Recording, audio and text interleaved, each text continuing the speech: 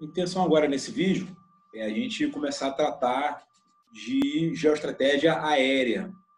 E aí a gente vai trazer logo de início aquilo que a gente comentou lá atrás, quando a gente falou de estratégia aérea, que é o avião como unificador, né? Então, por meio do avião, houve uma interpenetração, tá, da estratégia marítima e da estratégia aérea, tá? Que desde então sofreram ações e reações contínuas e não parou mais. Tá? Então, ele começa aqui na seção 2, no capítulo 16, falando assim, ar, terra e mar. Tá? Então, ele meio para juntar essa integração das dimensões aí e como é que foi esse impacto marcante aí do avião. Tá? Então, é bem interessante. O próprio Mackinder, na sua obra em 1919, né? Aquele segundo legado dele, quando ele trouxe aquela questão, aquele conceito do Rotland, né? Ele falou, né, que o avião ele ia fazer com que essa dicotomia entre o mar e a terra, né, o poder terrestre, na verdade, o poder terrestre e o poder marítimo, seria atenuado. E o mar sofreria mais, né, dentro da visão de Mackinder, tá bom? E aí, mas a gente vê também a figura, logo depois, também de Lindbergh, quando ele falou também que a aviação havia aumentado a vulnerabilidade de um país aos ataques vindos do mesmo continente, mas havia diminuído a vulnerabilidade do próprio continente aos ataques vindos do exterior. Na verdade, o que ele estava querendo dizer é o seguinte, mesmo continente, mas vulnerabilidade do exterior, né, ou seja, vindo do mar, se tornou menos vulnerável, né? E aí a gente vai ver depois que o aparecimento, né, dos bombardeiros, né, dos aviões bombardeiros, né, de elevado raio de ação e os porta-aviões atenuaram essa observação de Lindbergh. Tá? Então, você pode trabalhar na prova, né? Esse conceito de Mackinder que eu falei, com o de Lindbergh, e como é que o avião pode ser trabalhado nisso aí. Então, bombardeiros de elevado raio de ação e porta-aviões, tá legal? Então, assim, aí depois chega-se ao míssil que dissolve as estratégias particulares a uma interpenetração das estratégias. Tá? Então, eu falei do avião, aí também veio depois o míssil, ele ainda foi mais marcante nessa ideia de projeção de poder. Tá? Então, assim, nessa possível ação do mar contra a terra e na reação, né, da terra contra o mar. Né? Então, o míssil ele entrou nesse contexto aí. O almirante Castex ele pontuou que a influência da potência marítima nas grandes crises deste mundo é função da força aeroterrestre e que ela é capaz de deslocar. E a influência da potência terrestre se mede pela mesma forma pela força aeronaval que ela pode lançar na balança. Tá? O que o almirante Castex queria dizer aqui? Isso já foi fruto de uma evolução do pensamento dele. Ele não pensava assim nos primeiros volumes da obra dele, mas lá no sexto para o sétimo volume ele teve essa conclusão. Tá?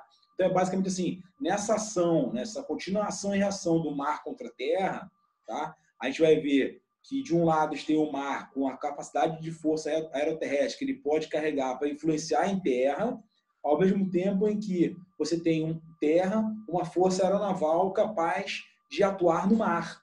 Tá? E o balanço entre uma coisa e outra é que vai, digamos assim, selar os destinos, tá, dos conflitos desse mundo, tá? Segundo o que o Castex falou. Tá bom?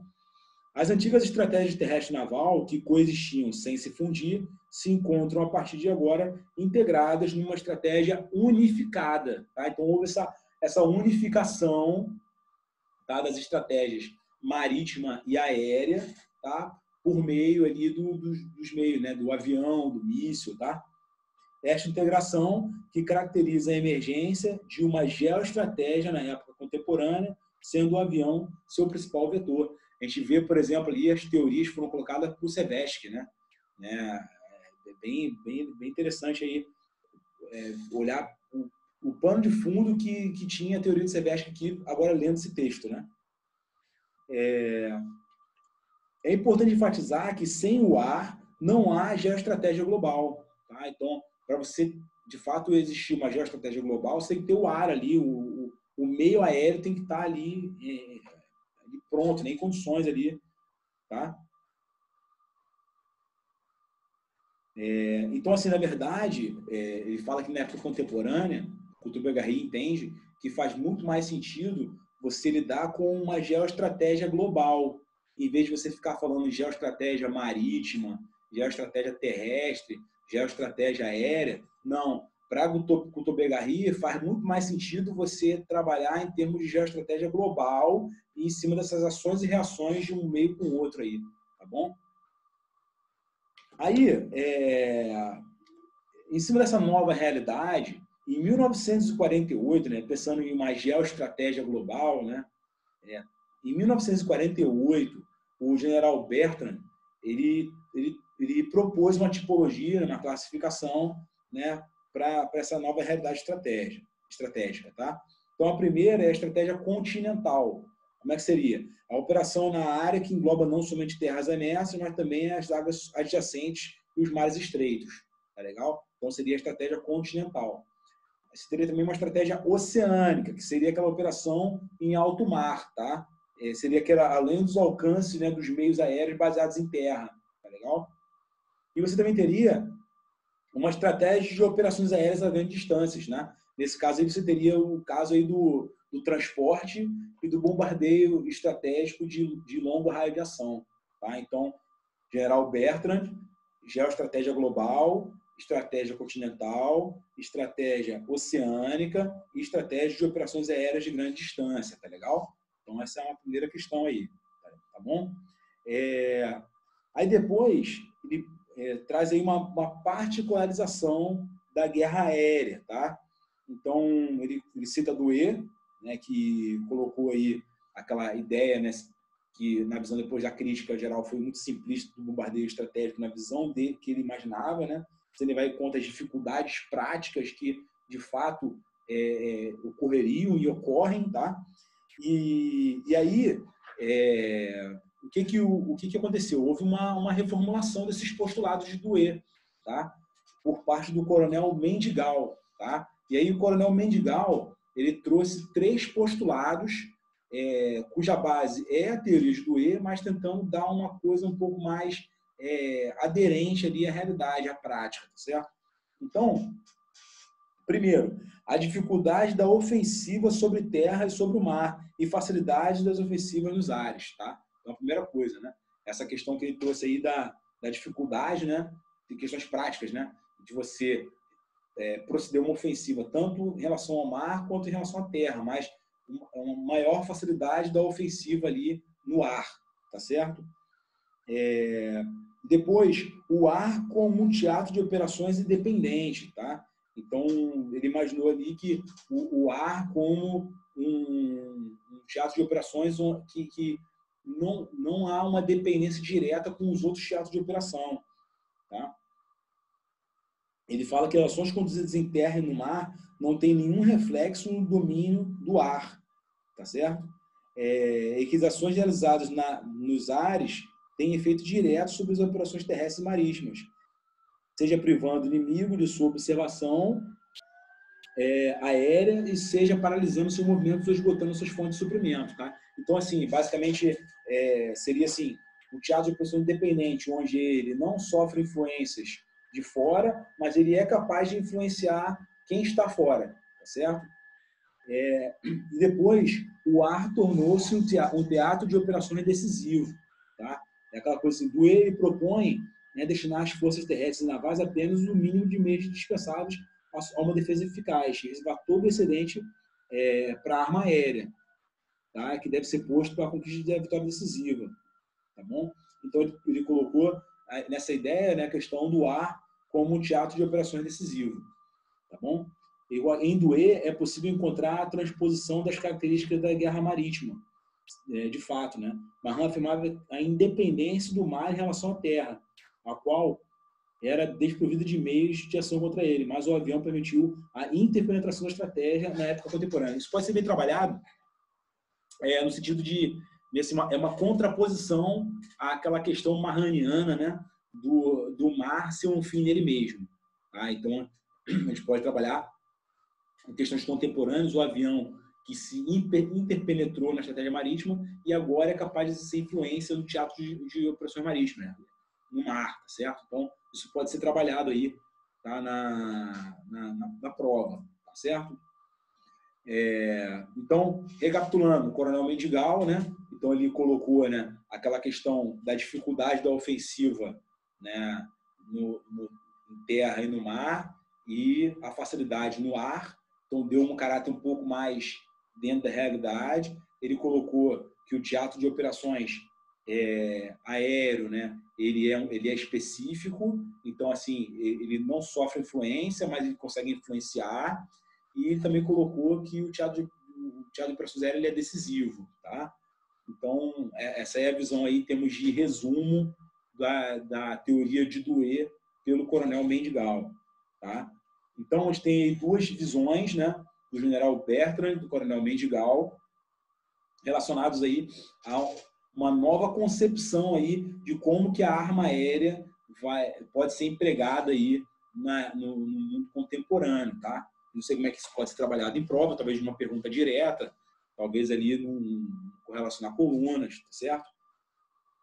E depois, ao se perceber que a guerra aérea transpôs a ideia de Mahan, deve-se ter em mente o seguinte, isso aí já é uma conclusão de Cousteau-Begarry, tá?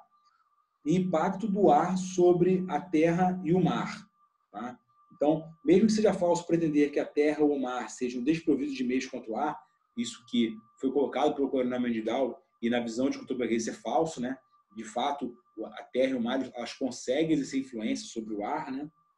É verdade que o impacto da arma aérea sobre as operações terrestres e marítimas é comparativamente maior do que o efeito da defesa antiaérea sobre as operações aéreas, né? Então, ele coloca que, assim, é falso a ideia de que não existe impacto no ar, né, da terra e do mar, né? Mas ele coloca que, em termos comparativos, né, a ação do ar contra a terra e o mar ela é maior, né, produz mais consequências, mais efeitos do que a ação antiaérea, né, de elementos de terra e mar sobre o ar, tá certo? A outra é a vantagem ofensiva da arma aérea, tá? Então isso também é uma conclusão também clássica, né? A arma aérea confere vantagem ofensiva já vista sua característica fundamental, além de sua capacidade de intervir ou atacar à distância, sua capacidade de intervir ou atacar rápido.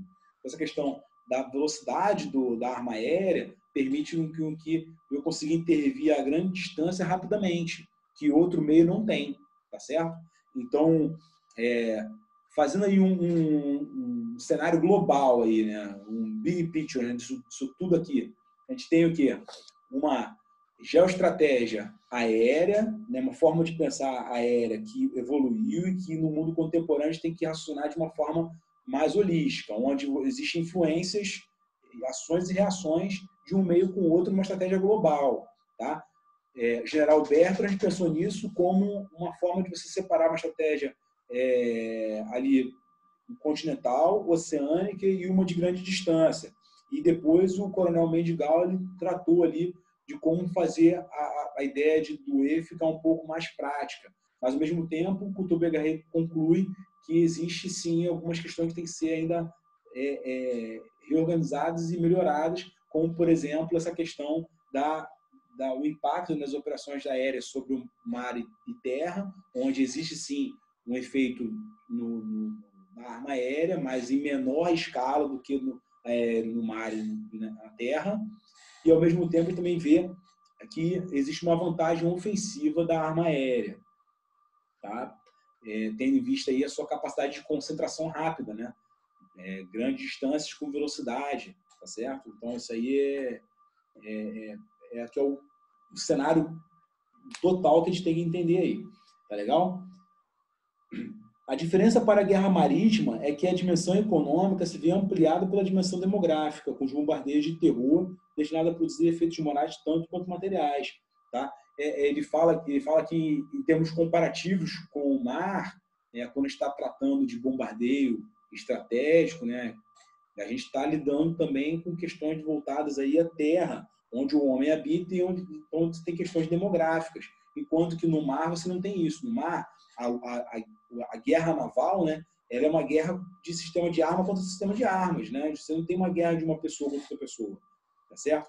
Então, ao se pensar numa arma aérea, a gente está raciocinando com efeitos, danos colaterais muito maiores, tá, do que os, talvez, ali, visíveis numa guerra naval, tá certo? E aí, agora, a gente vai passar, né? Então, eu acho que dessa parte aí de estratégia aérea, a gente dissecou tudo, né?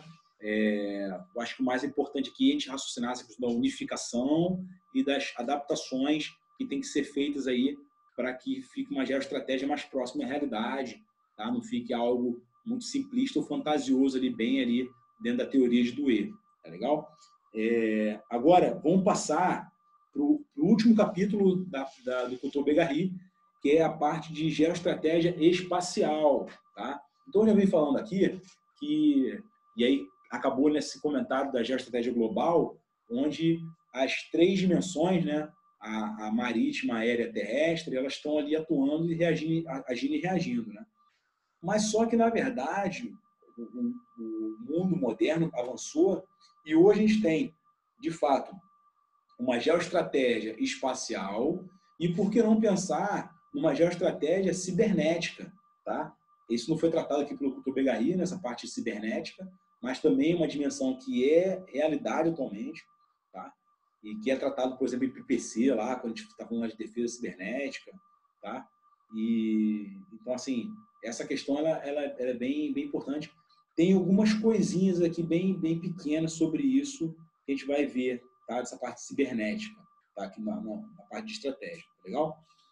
Mas vamos passar, então, para o capítulo 17, Couto-Begary, geoestratégia espacial, tá? Então, ele começa com as funções do meio espacial, tá? Então, lembrar, tem duas funções no meio espacial, uma função passiva e uma função ativa, tá?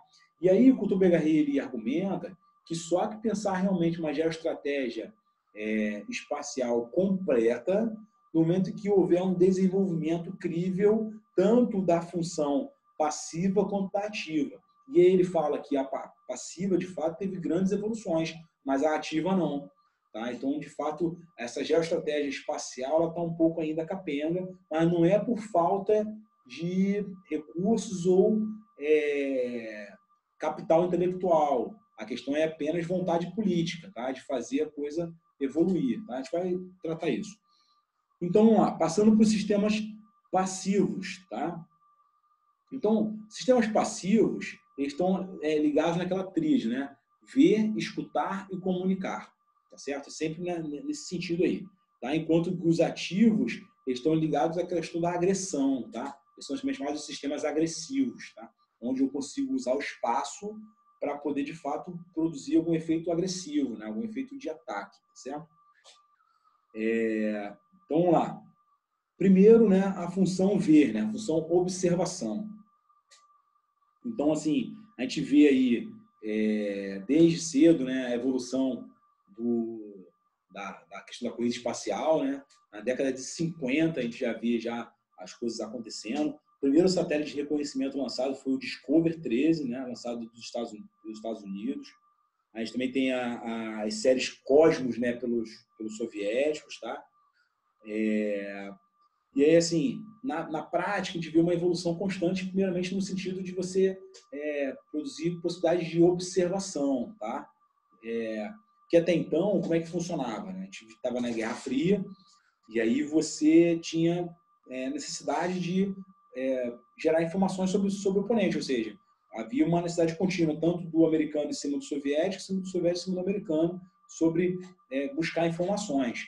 E aí teve um caso que ficou bastante conhecido na história, que foi o caso do Gary Powers, né, que quando foi o avião dele, né, o U-2 dele foi abatido pela União Soviética, né? Ele foi feito prisioneiro de guerra durante muito tempo, se não estou enganado, foram 10 anos que ele ficou como prisioneiro de guerra, até ser trocado. E aí isso gerou um desgaste na época para o presidente Eisenhower muito grande.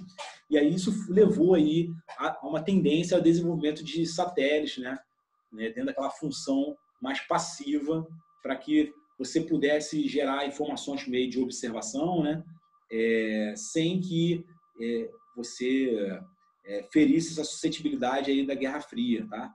Então, é aí que mais ou menos aconteceu.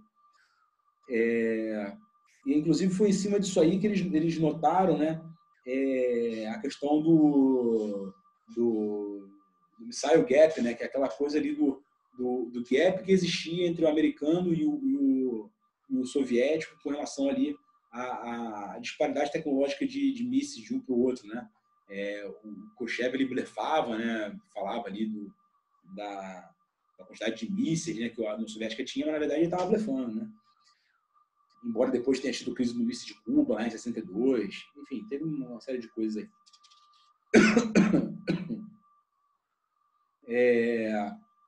E aí, quando a gente está falando dessa parte da função observação, eles basicamente tem dois tipos, tá? A gente tem o tipo óptico e o radar, tá? O tipo óptico, ele é melhor em termos de resolução, em termos de verificação, trato da imagem, tá? Ele é melhor. Mas, em compensação, ele sofre influência se você tiver, por acaso, com uma cobertura de nuvem, tá? Então, ele acaba não sendo efetivo. Já o tipo radar, ele não tem esse problema, mas, em compensação, a avaliação, né, do trato, né, dos dados brutos que são gerados com esse tipo de satélite são mais difíceis de interpretar, tá certo? Então, essa é a questão aí, tá certo? Ele chama atenção para o fato de 3 satélites de órbita geoestacionária são suficientes para cobrir quase toda a totalidade do território russo, né? Então, isso aí cobriu aquela necessidade de informação que o americano tinha, né? Isso aí, de fato, alavancou muito, então a corrida espacial como um todo, né, alavancou essa quantidade de informações que poderiam ser produzidas, principalmente sobre a União Soviética. Bom, agora passando para a função escuta. Na verdade, a função escuta e alerta, tá legal? Aí essa função escuta basicamente assim, você pega, né, a função observação, ela pega os dados, né? Ela dá as informações, tá? Já a função escuta, ela tem a finalidade de coletar informações coletadas pela pouca duração, mas que permite uma melhor avaliação, tá?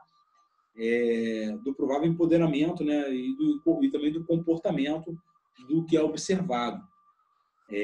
A escuta está ligada ao desenvolvimento das telecomunicações, tá? Então, assim, pode ser perguntado, né?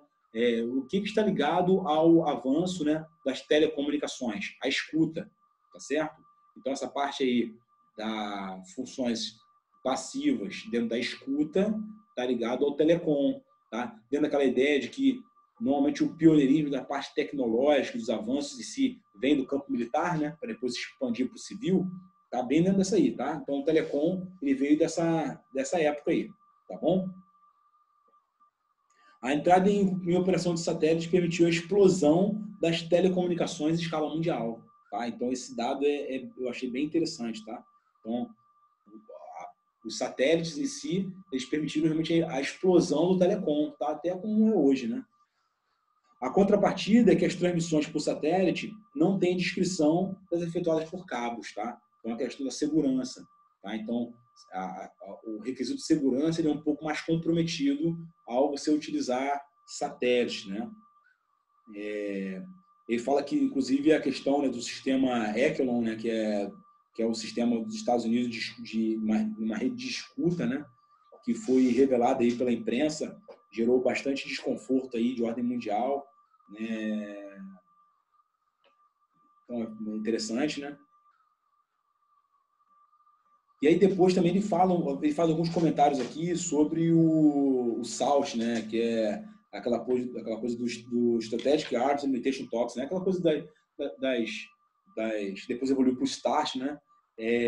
Aquelas conversas relacionadas aí a você segurar a proliferação, né, de armas no espaço.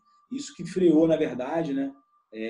Esse avanço limitou muito ali a geoestratégia espacial dentro das funções passivas, tá certo?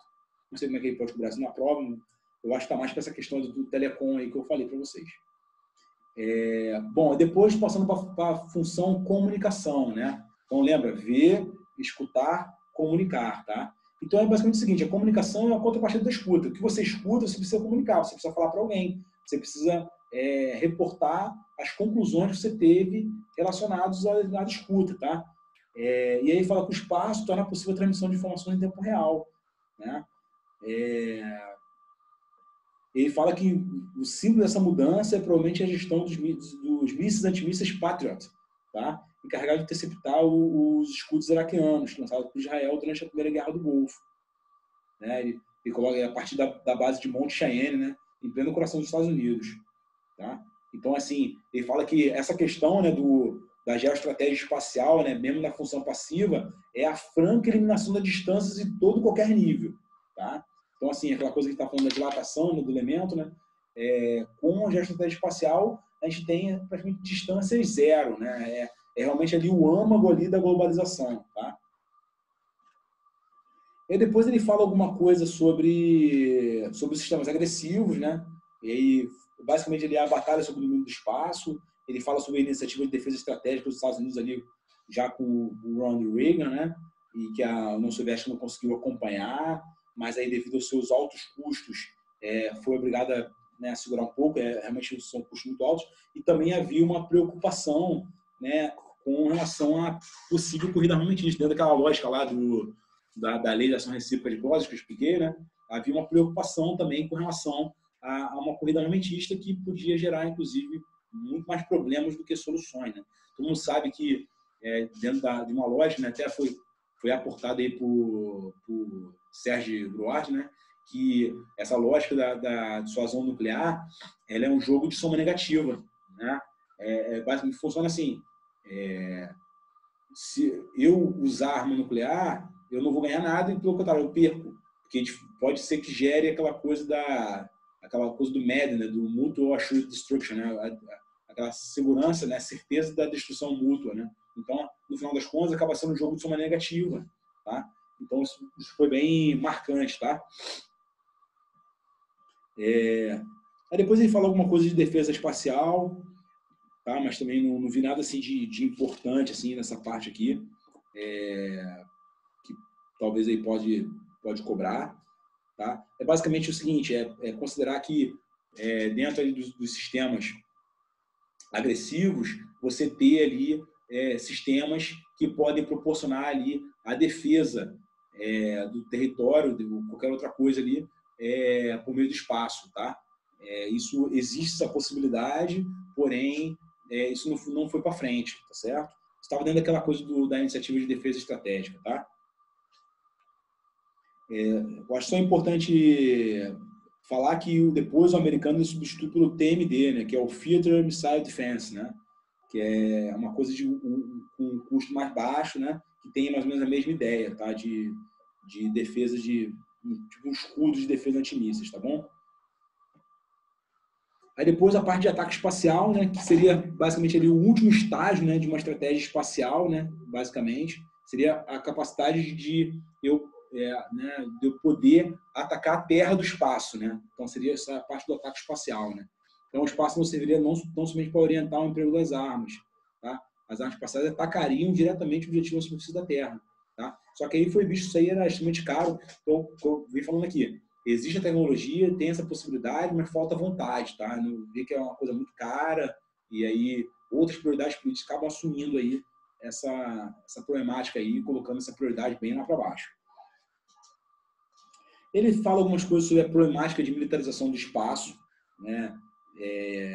O espaço, desde o presente deixado de ser um mundo separado, torna-se uma quarta dimensão, né? Aquela incorporação de uma outra dimensão, tá?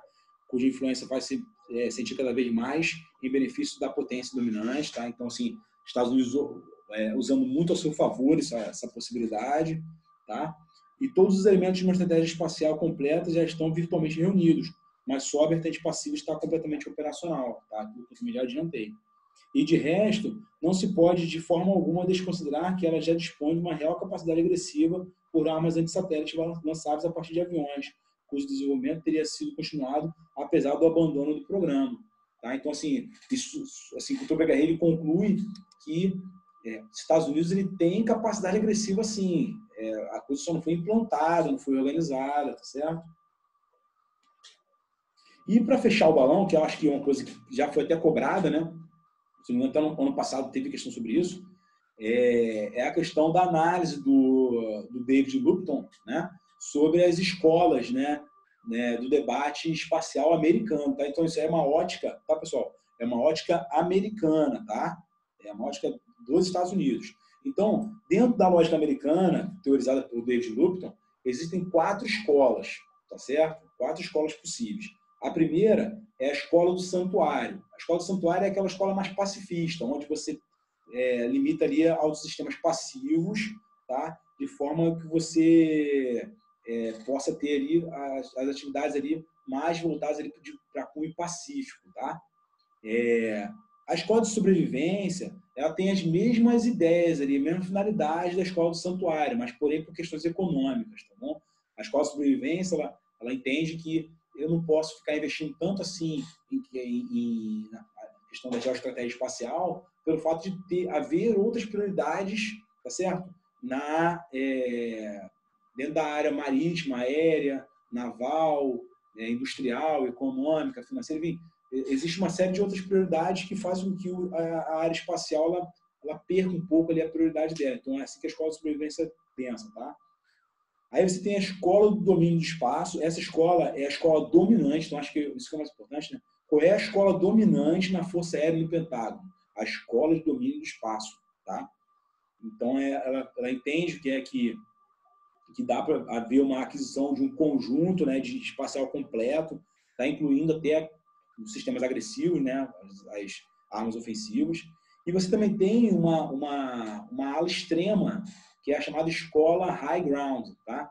A escola high ground ela defende que o espaço está totalmente diferente dos outros domínios. Tá? Vendo daquela ideia que, meio ali do área integral, então o high ground ele pensa isso também. Tá? Então ele tenta trazer aquela coisa de que o território americano tem que ser invulnerável, e isso passa, né, por uma escola high ground onde você tem a possibilidade de defender e atacar por meio do espaço. Tá legal? Qualquer alvo no mundo. Tá? Então, essa é a escola high ground. Então, a escola do santuário, escola da sobrevivência, né? A escola do domínio do espaço e a escola high ground. Tá? Então, eu acho que isso aí é uma questão que pode cair, tá? Está bem dentro da possibilidade. Já teve questão sobre isso. Então, essa parte realmente de geoestratégia espacial é importante.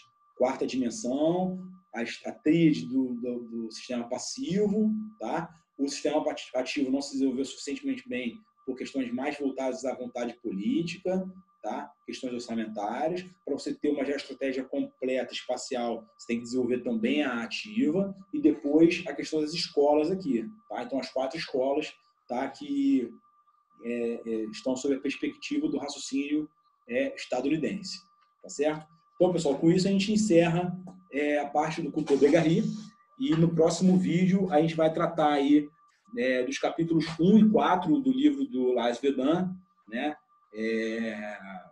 E aí a gente vai começar a desenhar aí um pouquinho aí o pensamento aí desse estrategista aí naval aí, que foi o Raul Castex.